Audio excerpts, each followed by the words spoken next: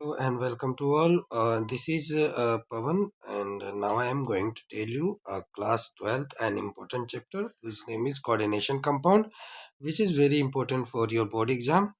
अगर board exam के उस पे देखा जाए तो लगभग इससे आपके 2 से 3 क्वेश्चन आ सकते हैं, 1-2 एमसीक्यू भी आ सकता है। वेटेज में अगर मैं इसकी बात करूं तो आपका लगभग इस चैप्टर से आपका लगभग 6 से 8 नंबर का क्वेश्चन इससे ज़्यादा का भी बन सकता है। बहुत इंपॉर्टेंट चैप्टर है, तो आज हम इसका वन शॉट करेंगे और चीज़ों को जानेंगे। If you new in our channel you can subscribe for more an update, you can on your notification option also. Let's get started chapter. As we say, this chapter is the coordination compound. The first important question which is coming in exam is that what is the difference between the complex salt and the double salt. So as we see हम पहले क्या करेंगे, एक box बनाएंगे, उसमें एक तरफ double salt एक तरफ कॉम्प्लेक्स सॉल्ट को लिखेंगे और इस तरीके से बोर्ड में लिखेंगे तो बोर्ड में नंबर पाने की जो संभावना होती है वो ज़्यादा होती है। तो पहले क्या डबल सॉल्ट में लिखा है, सबसे पहले डबल सॉल्ट के बारे में हमने ये लिखा है कि डबल सॉल्ट कैसे होते हैं। तो देखो डबल सॉल्ट कैसे होते हैं, let's have a look. Marker ले रहा हूँ। तो डबल सॉल्ट क्या होता है, it is completely dissociate into water.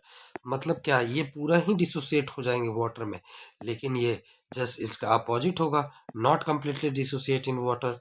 और डबल सॉल्ट का क्या होगा, double salt lose their identity. जब पूरा डिसोसिएट हो गया तो क्या हो गया, अपनी आइडेंटिटी को लूज करेगा, ठीक है।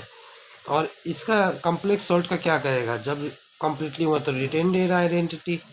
Okay, double salt it retain their identity and give positive test. ये पॉजिटिव टेस्ट ऑफ देम देगा, ये नहीं देगा, सिंपल जस्ट उसके अपोजिट रहेगा। Exist in solid state but it does not exist in solid. Solid में और लिक्विड दोनों में कर सकता है, सॉलिड में as well as in solution form, मतलब लिक्विड फॉर्म में दोनों में कर सकता है। नेक्स्ट इज, इसमें कुछ इंपॉर्टेंट फार्मूला है जो एनसीईआरटी में दिए हुए हैं, उसके ये याद करने हैं। जैसे पोटेशियम का क्या हो जाता है, K2SO4 dot Al2SO4 thrice 24H2। मोर सॉल्ट का क्या हो जाता है, FeSO4 NH4 6H2O। और कर्नेलाइट का क्या हो जाता है, KCl dot MgCl2 dot 6H2O। देखिए इसका आपको बोर्ड में MCQ में ये क्वेश्चन पूछ देता है, जिसमें सबसे ज़्यादा इंपॉर्टेंट आपका पोटेशियम और मोर सॉल्ट का है। तो पोटेश को ऐसे याद कर सकते हो कि पोटेशियम को के से कहते हैं, तो के से तुम्हें थोड़ा सा मोरा ध्यान रख सकते हो, जिससे एमसीक्यू में टिक कर सकते हो। मोर सॉल्ट की बात हुई तो मोर सॉल्ट का कैसे, आप आयरन याद रख लेना और कैर्नेलाइट का के से याद कर लेना, ठीक है। अब इसमें अगर आपको पोटेश में दिक्कत होगी तो H2O से याद कर लेना कि पोटेश का 24 होता है, बाकी में 6 H2O होता है। अब आते हैं नेक्स्ट टॉपिक पे, representation of complex salt in basic term. अब एक कॉम्प्लेक्स सॉल्ट है, उसको कैसे रिप्रेजेंट करेंगे उसके बारे में हम जानेंगे। जैसे कि हमारा सॉल्ट है, एक लिया है कॉम्प्लेक्स सॉल्ट K4FeCN6, K4FeCN6 ये वाला हमारा सॉल्ट है। देखो इसमें क्या होगा, जो हमारा K है K4, वो क्या है, एक आयोनिक स्फीयर है, एक काउंटर आयन है, ठीक है। और आयरन जो है Fe, ये क्या है, हमारा एक सेंट्रल मेटल आयन है, ओके। अगर मैं साइनाइड की बात करूं तो वो क्या है, लिगेंड है। लिगेंड है तो वो कैसा होता है, इलेक्ट्रॉन पेयर डोनर। और वो सेंट्रल मेटल को हम इलेक्ट्रॉन पेयर एक्सेप्टर भी कह सकते हैं, ठीक है। ये लेविस बेस होता है तो हम इसे लेविस एसिड भी कह सकते हैं। और इन पूरे स्ट्रक्चर को क्या कहेंगे हम, कोऑर्डिनेशन स्फीयर कहेंगे। I hope you understand this, let's go. आगे कुछ इंपॉर्टेंट टर्म्स है, जैसे कोऑर्डिनेशन एंटिटीज क्या होता है, ये स्फीयर के अंदर जितने भी कोवेलेंट बॉन्ड होते हैं किसके बीच में, मेटल और लिगेंड, उसे कहते हैं कोऑर्डिनेशन एंटिटीज। नेक्स्ट हो जाता है सेंट्रल एटम। सेंट्रल एटम क्या होते हैं, जो एक्सेप्ट करते हैं electron pair from ligand. Coordination number क्या हो गया, कि जितने भी नंबर ऑफ कोऑर्डिनेट बॉन्ड जो आपके किसके बीच में है, बिटवीन मेटल एंड लिगेंड के बीच में है, वो हो गए कोऑर्डिनेशन नंबर। नेक्स्ट है ऑक्सीडेशन नंबर। ऑक्सीडेशन कितना होता है, तो कि चार्ज ऑन मेटल जितना भी होता है, जितने लिगेंड में होते हैं, रिमूव करने पे इलेक्ट्रॉन पेयर के आते हैं। नेक्स्ट चलते हैं। देखिए ये वाला जो टॉपिक है, यहाँ से क्वेश्चन लगभग हमेशा पूछ देता है, इसलिए इंपॉर्टेंट लिखा है। Difference between homoleptic and हेटेरोलिप्टिक complexes में 2 नंबर में आ सकता है, जिसको आपको डेफिनेशन प्लस उसके एग्जाम्पल के साथ लिखोगे तो पूरे नंबर मिलेंगे। देखिए होमोलिप्टिक कॉम्प्लेक्सेस में क्या होता है, the complexes ion, the complexes in which all the ligand are same, all the ligand are same in coordination sphere. Coordination sphere में क्या होंगे, सेम होंगे। तो क्या होगा, जब सेम होंगे तो ही होमोलिप्टिक कहलाएगा। जैसे देखो NH3 CO NH3 6, जो NH3 है वो 6 है, लेकिन क्या वो 6 एक जैसे हैं, हाँ है, इसलिए होमोलिप्टिक कॉम्प्लेक्सेस में आता है। नेक्स्ट है head sorry heteroleptic complexes. Heteroleptic complexes क्या हो जाएगा, the complexes in which all the ligand are different in coordination sphere. मतलब क्या, वो कॉम्प्लेक्सेस, वो कंपाउंड के लिगेंड जिसमें क्या होगा, डिफरेंट कोऑर्डिनेशन स्फीयर होंगे। जैसे CO NH3 का 4 और Cl2, ये हमारे हो गए हेट्रोलिप्टिक कॉम्प्लेक्सेस। नेक्स्ट हम बात करते हैं लिगेंड्स की। लिगेंड क्या होता है, इलेक्ट्रॉन पेयर डोनर, मतलब जिसमें जो इलेक्ट्रॉन पेयर डोनर होगा, या लेविस बेस। फॉर्म कैसे होते हैं, form row coordinate bond with central metal ion. Denticity show होनी चाहिए। डेंसिटी क्या होता है, अब हमने बात कर दी डेंसिटी की। डेंसिटी क्या होता है, number of row coordinate bond form by single unit of ligand with central metal ion. मतलब जितने भी रॉ कोऑर्डिनेट बॉन्ड फॉर्म होगा सिंगल बॉन्ड के द्वारा लिगेंड और सेंट्रल मेटल के द्वारा, वो कहलाएगा। अच्छा, इसमें डेंसिटी की बात होती है, अगर डी हमारा 1 हो, 2 हो, या 2 से ज़्यादा हो, जब एक हो डेंसिटी तो क्या कहलाएगा, मोनोडेंटेड। जिसमें क्या होगा, एक रॉ बनेगा किसके बीच में, सेंट्रल मेटल आयन और लिगेंड के बीच में। बाइडेंटेड में 2 बन जाएगा, और 2 से ज़्यादा हो जाए तो उसे पॉलीडेंटेड मान लेते हैं। देखो नेक्स्ट आते हैं क्लासिफिकेशन ऑफ लिगेंड। अब जब भी हम क्लासिफिकेशन ऑफ लिगेंड की बात करते हैं तो लिगेंड को 3 भागों में क्लासिफाई किया गया है। पहला on the basis of charges, charges के बेस पे हो गया अनायनिक, कैटायनिक और लिगेंड। दूसरा हो गया on the basis of density, density के बेस पे। और तीसरा हो गया on the basis of electron donation और एक्सेप्टर। तो on the basis of density की बात करें, monodentate, bidentate, ट्राइडेंटेड। On the basis of electron donor acceptor में क्या हो जाता है, क्लासिकल और नॉन क्लासिकल। क्लासिकल में क्या हो गया, only denote to ligands metal में। नॉन क्लासिकल में क्या हो गया, denote as well as electron density from central metal ion. आगे आते हैं, on the basis of charges, on the basis of charges,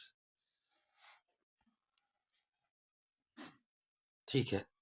on the basis of charges, charges की बात करूं तो इसमें आपको चार्ज और उसके नाम दिए गए हैं, उनको दोनों को याद रखना है, क्योंकि आपको आगे जब नोमेनक्लेचर इसमें सीखोगे तो उसमें आपका ये काम आएगा। तो पहले हम चार्ज में अनायनिक का करते हैं। अनायनिक में जैसे हो गया SO4 2- जिसे हम बोलते हैं सल्फेटो, CO3 2- जिसे हम बोलते हैं कार्बोनेटो, Cl- जिसे हम बोलते हैं क्लोरिडो, और Br- जिसे हम कहते हैं ब्रोमीडो, I- जिसे कहते हैं आयोडो, NO2- जिसे कहते हैं नाइट्रो एन। नाइट्रो एन इसलिए क्योंकि ये एम्बेडेंटेड है, आगे हम बताएंगे। एम्बेडेंटेड की तरह एक्ट करता है। OH- हाइड्रोक्सीडो, F- fluoro, NH2- अमीडो, CN साइनाइडो, NC आइसोसाइनाइडो, ON nitro O। अभी आपको ना इन सारे का नेमिंग मालूम होना चाहिए कि इसको क्या बोलते हैं, और इनको इनका फॉर्मूला, जनरल फॉर्मूला मालूम होना चाहिए, क्योंकि ये आपके आगे नॉमेनक्लेचर में काम देगा। अब हमने मोनोडेंटेड बाइडेंटेड देख लिया। एक होता है EDTA, इसे क्या कहते हैं, EDTA 4- से डिनोट करते हैं, जिसको हम इथाइलिन डायमंड टेट्राएसीटेट बोलते हैं। ये एक हेक्सोडेंटेड लिगेंड है, इसके बारे में पूछ देते हैं और इसका स्ट्रक्चर कुछ इस तरीके से है। ये भी इम्पोर्टेंट है, कभी कभी ये चीज़ भी पूछ देते हैं आपके, ठीक है। नेक्स्ट हम आते हैं आगे, नेक्स्ट आते हैं हम न्यूट्रल लिगेंड में। न्यूट्रल लिगेंड में मोनोडेंटेट की हम बात करते हैं, जिसमें H2O को एक्वा बोलते हैं, NH3 को अमाइन बोलते हैं, CO को कार्बोनिल कहते हैं, NO को नाइट्रोसिल कहते हैं, PH3 को फोस्फाइन कहते हैं, PPH3 को ट्राइफिनाइल फोस्फाइन कहते हैं, PY को पिरिडीन कहते हैं। मोनोडेंटेड के बाद हम आ जाते हैं बाइडेंटेड। तो बाइडेंटेड होते तो बहुत सारे हैं, लेकिन जो हमारे 12th बोर्ड के उसमें पढ़ना है, उसमें बस एक ही चीज़ को पढ़ना है, EN। EN का फुल फॉर्म क्या हो जाता है आपका? Ethylene diamine. नेक्स्ट आगे चलते हैं, अब हम आते हैं पॉलीडेंटेड। पॉलीडेंटेड में क्या आ जाता है आपका? एक ही पढ़ना है, ट्राइइन। ट्राइइन लिख देंगे, ट्राइथाइल टेट्रामाइन, जिसकी डेंसिटी कितनी होती है? 4 होती है।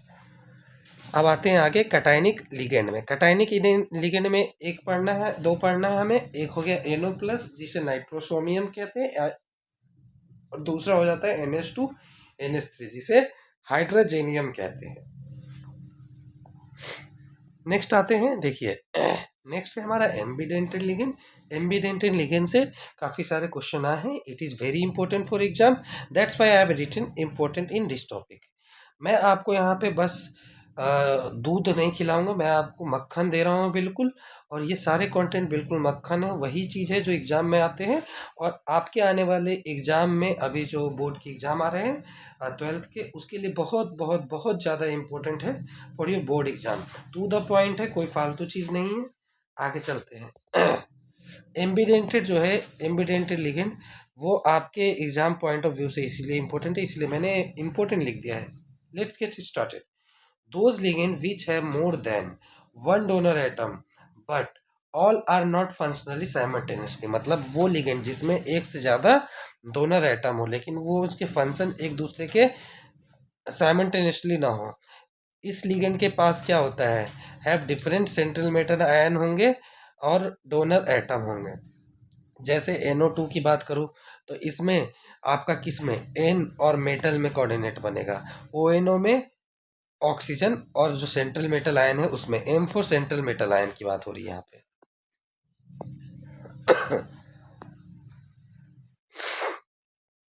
लेट्स आगे देखो, चिलेट लिगेंड भी ये प्रीवियस ईयर क्वेश्चन है, इंपॉर्टेंट कर सकते हो।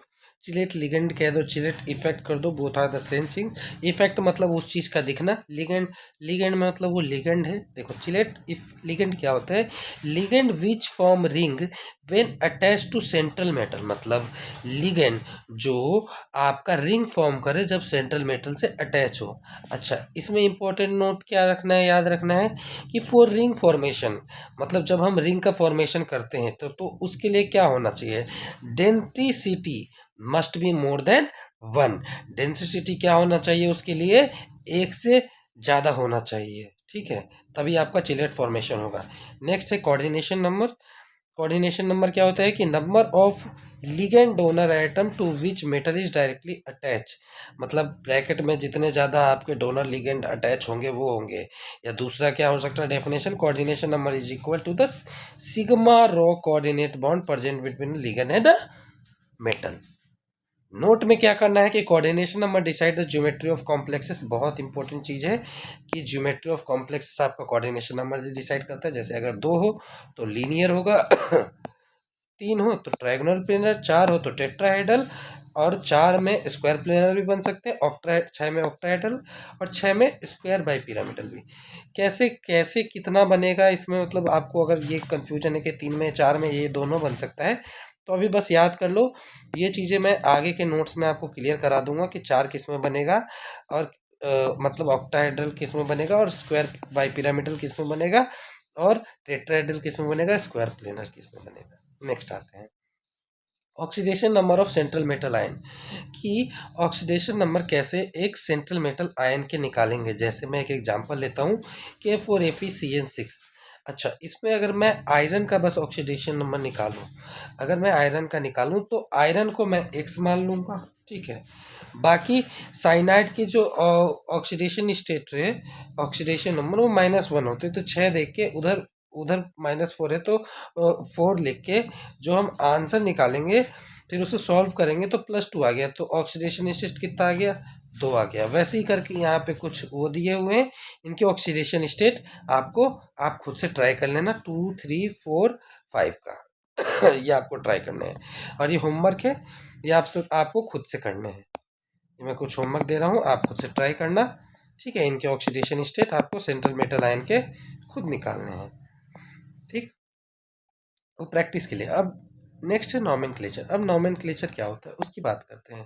देखिए नॉमेनक्लेचर होता है, इसमें आपको रूल याद रखना है। तो रूल क्या है, while nomenclature there have no space between them. मतलब रूल नंबर 1 यही है कि नॉमेनक्लेचर में देते समय कोई भी स्पेस नहीं होना चाहिए, ठीक है। अनायनिक और कैटायनिक को अलग अलग लिखना है, लेकिन उसके बीच में कोई स्पेस नहीं होना चाहिए। जिसका जितना ऑक्सीडेशन नंबर होगा उसे उतना रोमन नंबर में लिख कर बताएंगे।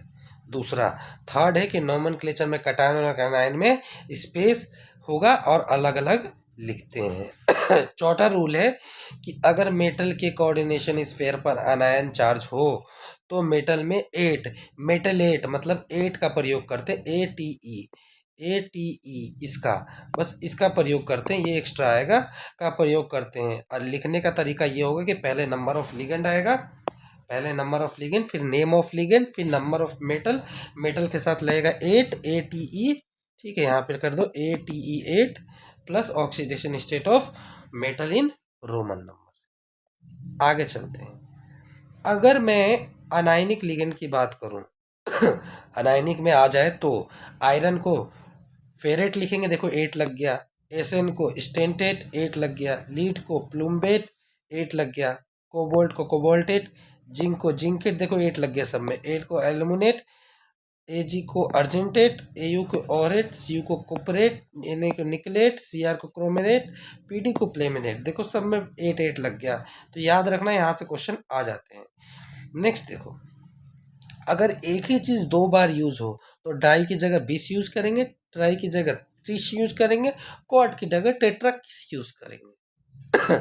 आगे देखिए, अब हम आते हैं नॉमेनक्लेचर में। जैसे कोई भी कॉम्प्लेक्स है इस तरीके से लिखा गया है K4Fe सबसे पहले हम देख लिए इसमें अनायनिक है। अच्छा अनायनिक है मतलब क्या हो गया भाई कि 8 लगाने की बारी आ चुकी है। अच्छा 8 लगाने की बारी आ चुकी है, तो पोटेशियम को पोटेशियम लिख दिया, फिर हमारा जो लिगेंड है उसको लिखेंगे हेक्सासाइनेट, फिर फेरेट है, फेरेट ऑक्सीडेशन नंबर 2 है, 2 लिख दिया। ऑक्सीडेशन नंबर मैंने ऊपर सिखाया। वैसे इसका है तो टेट्रामाइन कॉपर 2 सल्फेट। वैसे यहाँ पे कुछ दिए हुए उन्हें देख लेना, ये होमवर्क में है, इसे आप कर लेना और देख लेना। इसमें कुछ गलती वैसे होगी नहीं, होगी तो बाद में सुधार कर दूंगा, ऐसे होगी नहीं मेरी तरफ से। यहाँ पे सारे हैं, इसको देख लेना आप। नेक्स्ट है वार्नर थ्योरी, इसको एक बार स्क्रीनशॉट ले लेना, अच्छे से दिखा दे रहा हूँ, घर से कर लेना। देखो नेक्स्ट है वार्नर थ्योरी, घर से कर लेना।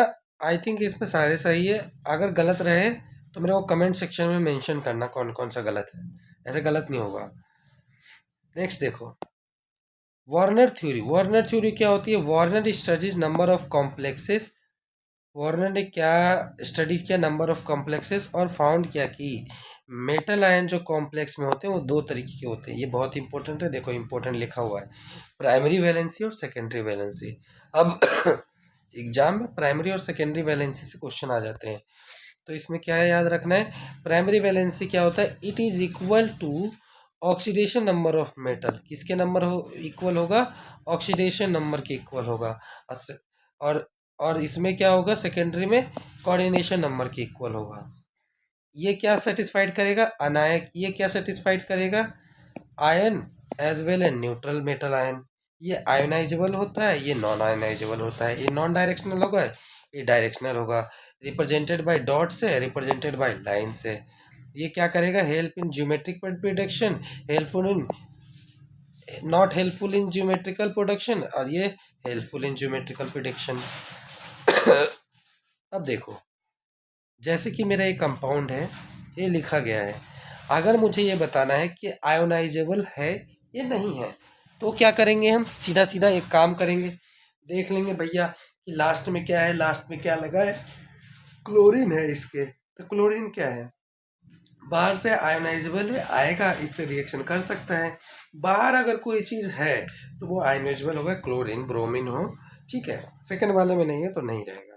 अच्छा, क्वेश्चन ऐसे कभी कभी आ जाएगा कि on excess radiation with AgNO3 number of AgCl mole is equal to the number of ionisable chlorine atom कितने होंगे। तो देखिए, जैसे एक पहले मैंने क्वेश्चन दिया PtNH3Cl2 सॉरी। तो इसमें अगर AgNO3 का रिएक्शन कराएंगे तो क्या निकलेगा, 2 AgCl निकल जाएंगे, वाइट PPT बनेगा। तो बाहर 2 Cl2 था, इसीलिए क्या हुआ, हमारा 2 निकल गया। वैसे ही देखो, जैसे इसमें है, यहाँ पे 2 है, 2 निकल गया, यहाँ पे 1 है, यहाँ पे Cl2 है, 2 है, 2 निकल गया, यहाँ पे 1 भी नहीं है, 1 भी नहीं निकला, यहाँ पे 1 है, 1 AgCl निकला। This is all about this. And the next one is valence bond theory. ये थ्योरी क्या करता है, वैलेंस बॉन्ड थ्योरी, ये ज्योमेट्रिकल हाइब्रिडाइजेशन है etcetera in a complexes can be predicted from coordination number of metal. अब इसे में कुछ इंपॉर्टेंट पॉइंट है, वो आता है वी वैलेंस बॉन्ड थ्योरी की आएंगे इंपॉर्टेंट पॉइंट, वही लिखने होंगे डायरेक्ट सीधे टू पॉइंट। ये central metal ligand make available vacant orbital to ligand, first things. Second है, these orbital of central metal ligand hybridize to provide set of equivalent and provide geometrical orbit. मतलब क्या, ये orbital central metal ligand को hybridization provide करते हैं और geometry भी provide करते हैं। Number of hybrid orbital provided by central metal ion is equal to the coordination number. मतलब कितने नंबर ऑफ हाइब्रिडाइजेशन बनेंगे वो सेंट्रल मेटल आयन में कोऑर्डिनेशन नंबर बताता है। नेक्स्ट क्या है कि vacant hybrid orbital of central metal ion overlap with field with orbital of ligand to form row coordinate bond बनाएगा। अच्छा, एक चीज़ बताता हूँ, जैसे मान लो कि यहाँ पे CONH3 4Cl4, तो इसका ज्योमेट्री कैसा होगा ना, इसमें 4 ये हैं, तो 4 है, या फिर क्या होगा, या टेट्राहेड्रल या स्क्वायर पिरामिडल। तो ये इसका यही है कोऑर्डिनेशन नंबर, यही बताता है कि ज्योमेट्री कैसे होगी, वही यहाँ पे बात हो रही थी ऊपर। अब एक इम्पोर्टेंट चीज़ क्या याद रखनी है, वो ये रखनी है कि non bonding electron of central metal ion occupy inner more complexes N-1। Next है, these electron are arrange according to, मतलब इसका ही रूल है कि अलग है कि ये इलेक्ट्रॉन अरेंज कैसे होंगे, हंट्स रूल के अकॉर्डिंग, हंट्स रूल के अकॉर्डिंग होंगे when complex are found with weak ligand से होंगे। तो ये जैसे आपका H2O हो गया, फ्लोरीन हो गया, क्लोरीन हो गया, है ना। जब H2O फ्लोरीन क्लोरीन होगा, तो जैसे मान लीजिए 3D6 है, 3D6 है, तो 6 में 5 ऐसे बढ़ा, एक एंटी क्लॉकवाइज, 4 अनपेड हो गए।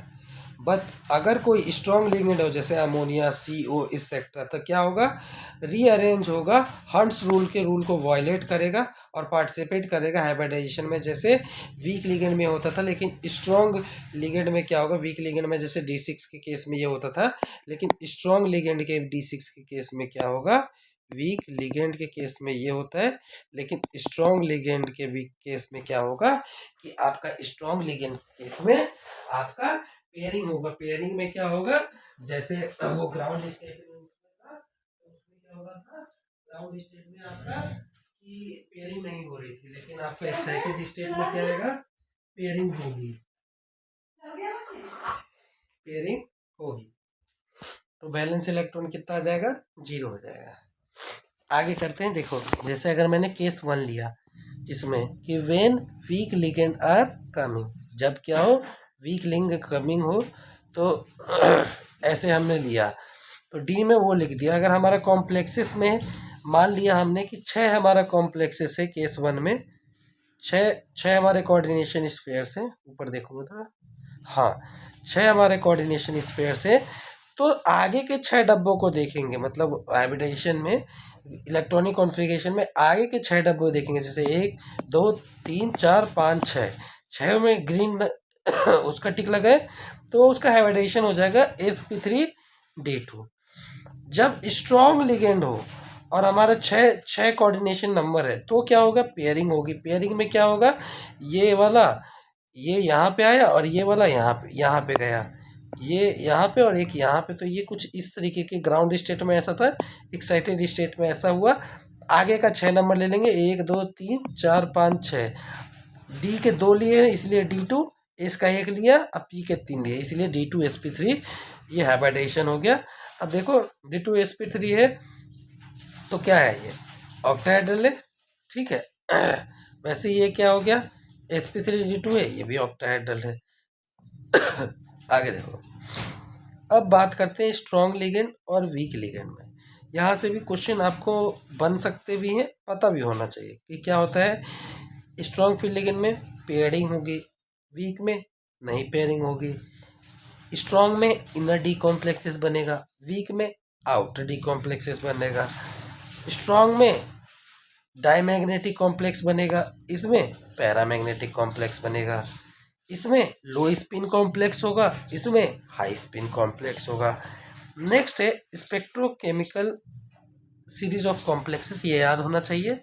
इसमें मैंने ट्रिक बनाया है, इस ट्रिक से आप इसे याद रख सकते हो। इसको याद रखने का फ़ायदा ये होता है कि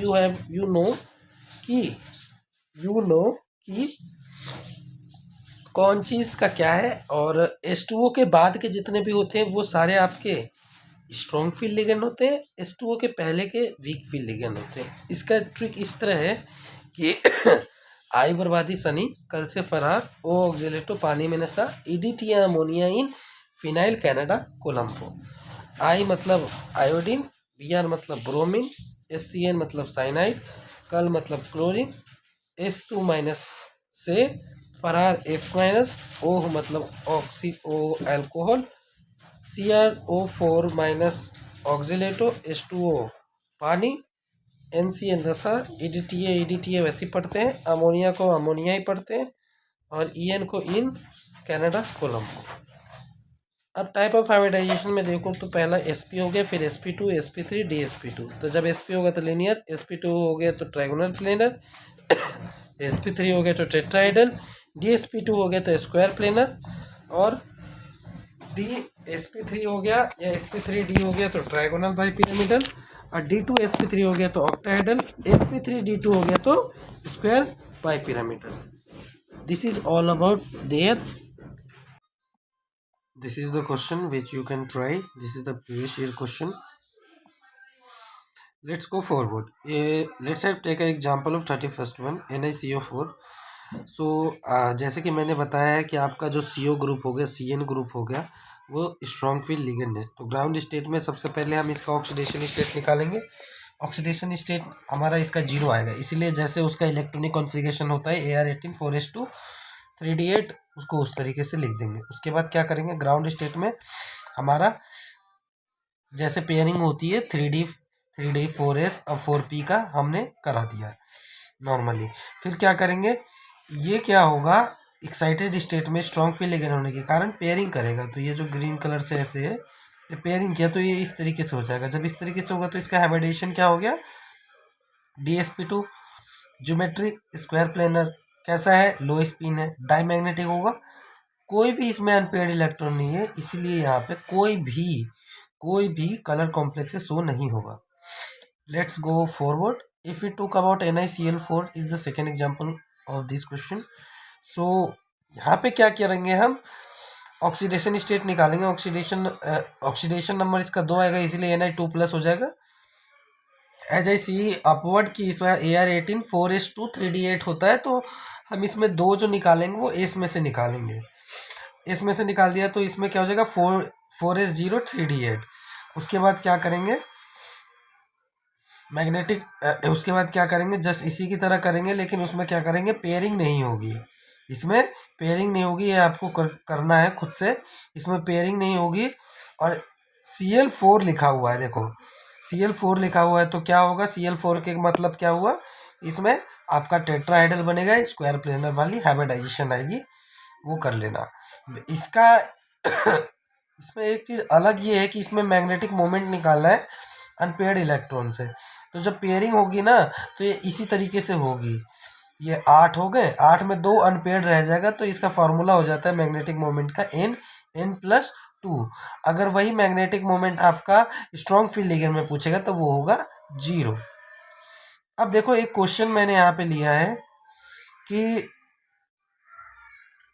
CO जो है वो सिग्निफिकेंटली स्ट्रॉन्ग कॉम्प्लेक्सिंग एजेंट है देन NH3 के मेनी मेटल से, क्यों है? तो इसका आंसर है बिकॉज CO जो है वो एक्ट करता है सिग्मा डोनर की तरह और पाई एक्सेप्टर की तरह, जो एक स्टेबल बैक बॉन्ड बनाता है। वहीं पे NH3 जो है only sigma donating lone pair है, दैट्स वाई CO जो है सिग्निफिकेंटली जो होता है स्ट्रॉन्ग कॉम्प्लेक्सिंग एजेंट है देन NH3। अब ये कुछ नॉमेनक्लेचर है और हाइब्रिडाइजेशन है, इसको आपको करना है। इस तरह के क्वेश्चन श्योरली एग्जाम में पूछे जाते हैं, श्योर। अब देखिए, हम यहाँ पे बात करते हैं कुछ वीवीटी के ड्रॉबैक्स के। ड्रॉबैक्स ये था वीवीटी का कि वीवीटी क्या एक्सप्लेन नहीं कर पाई थी, मैग्नेटिक बिहेवियर प्रॉपर्टी नहीं एक्सप्लेन कर पाई थी। उसके बाद वीवीटी क्या एक्सप्लेन नहीं कर पाई थी, कलर प्रॉपर्टी नहीं कर पाई थी। वीवीटी नहीं एक्सप्लेन करती थी कि फॉर्मेशन ऑफ हाई स्पिन और लो स्पिन कैसे हुआ था, और वो ये भी डिस्टिंग्विश नहीं कर पाई थी कि वीक फील्ड लिगेंड और स्ट्रॉन्ग फील्ड लिगेंड में क्या आपका अंतर होता है। नेक्स्ट है चिलेटिंग इफेक्ट, वही है कि इसमें क्या होता है, the enhance stability of metal form by the chelate ligand compare to the similar monodentate ligand. मतलब क्या कि जब ज़्यादा अमाउंट ऑफ स्टेबिलिटी प्रोवाइड की जाती है किसके कारण, चिलेट लिगेंड के होने के कारण मोनोडेंटेड लिगेंड से। अब नेक्स्ट है क्रिस्टल फील्ड थ्योरी, इसे CFT थ्योरी भी कहते हैं, शॉर्ट में CFT भी लिखते हैं। अब क्रिस्टल फील्ड थ्योरी में क्या होता है कि according to CFT metal ligand interaction is ionic in nature. मतलब क्या, CFT के अनुसार मेटल लिगेंड इंटरेक्शन जो होता है वो आयनिक इन नेचर होता है। मेटल आयन जो वर्क करता है as positive charges while ligand work as negative. तो न्यूट्रल लिगेंड किसकी तरह वर्क करेगा, पॉइंट डायपोल की तरह। मेटल किसकी तरह, पॉइंट चार्ज की तरह। लिगेंड किसकी तरह, निगेटिव चार्ज की तरह। वहीं पे when ligand approach central metal ion, जब लिगेंड अप्रोच करता है सेंट्रल मेटल आयन को, तो क्या होता है, एनर्जी जो होता है डी ऑर्बिटल की वो इंक्रीज हो जाती है। क्यों, due to electron repulsion between ligand और central metal ion. Increase in energy of d orbital asymmetrical होता है, किसके कारण, ड्यू टू डिफरेंट ओरिएंटेशन के कारण। देखिए एक्सियल और नॉन एक्सियल, एक्सियल पे वो होते हैं जो उसकी एक्सिस पे हो, जैसे इसमें दो आते हैं पी ग्रुप में, dx², डी में dx² dy और dz², और इसमें dxy dyz और dzx नॉन एक्सियल है। अब स्प्लिटिंग इन ऑक्टाहेड्रल कॉम्प्लेक्सेस में क्या होता है, जैसे हमने यहाँ पे SPD डी सबसे लिया, इसमें हमने कराया, तो इसकी जो एनर्जी होती है, ऊपर 2 डब्बा बनेगा, नीचे 3 डब्बा बनेगा। ऊपर के 2 डब्बे में होंगे dx² y² एक्सियल वाले dz², नीचे होगा dxy dyz zx। ऊपर वाले में एनर्जी हो जाएगी 0.6 और -0.4। जिस तरह की पेयरिंग होगी उस तरीके से इसको सॉल्व किया जाता है। अगर डेल्टा नॉट मतलब स्प्लिटिंग एनर्जी पेयरिंग एनर्जी से ज़्यादा हो गई तो स्ट्रॉन्ग फील्ड लिगेंड होगा, और कम हो गई तो वीक फील्ड लिगेंड होगा। वैसे ही स्प्लिटिंग इन टेट्राहेड्रल कॉम्प्लेक्सेस में क्या होता है, ये हमारा D है तो जस्ट उसका इन्वर्स हो जाता है, ऊपर 3 हो जाता है, नीचे 2 हो जाता है, dx² y² ये, और जो वैल्यू होती है वो उल्टी हो जाती है, 0.4 0.6 नीचे आ जाता है। फिर हम बात करते हैं नेक्स्ट आइसोमेरिज्म कोऑर्डिनेशन कंपाउंड। इसमें पहला स्ट्रक्चर आइसोमेरिज्म में को 4 पार्ट में बांटा गया है, आयोनाइजेशन, लिंकेज, सॉल्वेट और कोऑर्डिनेट। यहाँ से आपका MCQ में क्वेश्चन बनने के चांसेस होते हैं, पक्का ही आता है, पिछले साल का भी एक PYQ है। पहले आए थे आयोनाइजेशन आइसोमेरिज्म। इसमें क्या होता है, this form of isomerism arises when the lower counter ion in complex salt is itself a potential ligand and can be displace a ligand when then become counter ion. अब इसका example याद करें ना, कि होता ये है कि जो अंदर होगा वो बाहर चल जाएगा, बाहर वाला अंदर चला जाएगा, वही पीछे जो कहानी थी वो है। इसमें भी हमने वही किया है, जैसे हमारा ये पहला कंपाउंड लिखा गया है, और उसमें क्या है, इसमें SO4 अंदर है, इसमें SO4 बाहर है, इसमें बाहर है तो इसमें अंदर कर दिया बस, और nothing anything can do on their, understand. Next linkage isomerism क्या होता है, लिंकेज आइसोमेरिज्म अराइजेज इन अ कोऑर्डिनेशन कंपाउंड कंटेनिंग एम्बीडेंटेड लिगेंड। मतलब क्या हुआ कि लिंकेज आइसोमेरिज्म एक्ट करता है कोऑर्डिनेशन कंपाउंड में जिसमें एम्बीडेंटेड लिगेंड हो। एम्बीडेंटेड लिगेंड मैंने बाहर पीछे बताया है, जैसे ये हमारा कंपाउंड है तो NO2 है, इसमें ONO आ गया है, बस यही दिक्कत है, यही इसमें वो है, अंतर है दोनों में। यहाँ पे ये आ गया एम्बिडेंटेड की तरह एक्ट कर रहा है, बाकी सब चीज़ सेम रहेगा। इसमें आएगा तो आपका यही आएगा पहचानने के लिए, पहचान लोगे या मैचिंग आ सकता है। सॉल्वेंट आइसोमेरिज्म में क्या हो जाए, linker arises when the coordination compound that containing water as a solvent. मतलब क्या कि ऐसा लिंकेज आइसोमेरिज्म जिसके कोऑर्डिनेशन कंपाउंड में क्या हो, वाटर एक सॉल्वेंट की तरह एक्ट करे। जहाँ पे पानी दिख जाए, देखो पानी दिख गया, पानी दिख गया, सॉल्वेंट आइसोमेरिज्म लिख देना है, बस खत्म। नेक्स्ट है कोऑर्डिनेट आइसोमेरिज्म। इस टाइप के आइसोमेरिज्म कहाँ से होते, इंटरचेंज ऑफ लिगेंड के बीच में आते हैं, बिटवीन कैटायनिक और अनायनिक के बीच में, जहाँ पे मेटल प्रेजेंट होता है। जैसे देखो CONH36 CrCN6, तो इसमें क्या हो गया, देखो मेटल का एक्सचेंजेस हो गया, CO इधर आ गया, ये इधर आ गया, कंपाउंड वही है, तो ये कोऑर्डिनेशन वो बन जाएगा, कोऑर्डिनेशन आइसोमेरिज्म। नेक्स्ट आते हैं स्टीरियो आइसोमेरिज्म। स्टीरियो आइसोमेरिज्म में हमें दो पढ़ना है, एक ज्योमेट्रिकल आइसोमेरिज्म और एक ऑप्टिकल आइसोमेरिज्म। तो देखो मैं डायरेक्ट चीज़ें बता देता हूँ। ज्योमेट्रिकल आइसोमेरिज्म कौन कौन बनाता है, टेट्राहेड्रल नहीं बनाता, ऑक्टाहेड्रल बनाता है, स्क्वायर पैरेलल बनाता है, ज्योमेट्रिकल आइसोमेरिज्म शो करता है।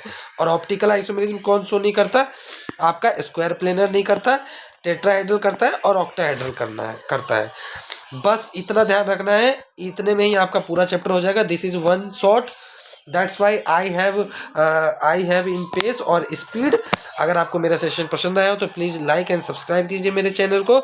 और आपको अगर मेरे को पढ़ाते समय किसी चीज़ में आपको लगा हो कि हाँ इम्प्रूवमेंट की ज़रूरत हो, तो I request to all that's please rate and comment in comment box कि क्या किया जाए, मतलब और अच्छा इसको बनाया जाए। और अगर आपको इसी तरह के सेशन है, वन शॉट इसलिए दे रहा हूँ क्योंकि लास्ट टाइम में आपको रिवीजन करने के लिए ये वन शॉट ही काफ़ी इंपॉर्टेंट रहेगा। ढेर सारा कहानी पढ़ने का कोई वो नहीं है।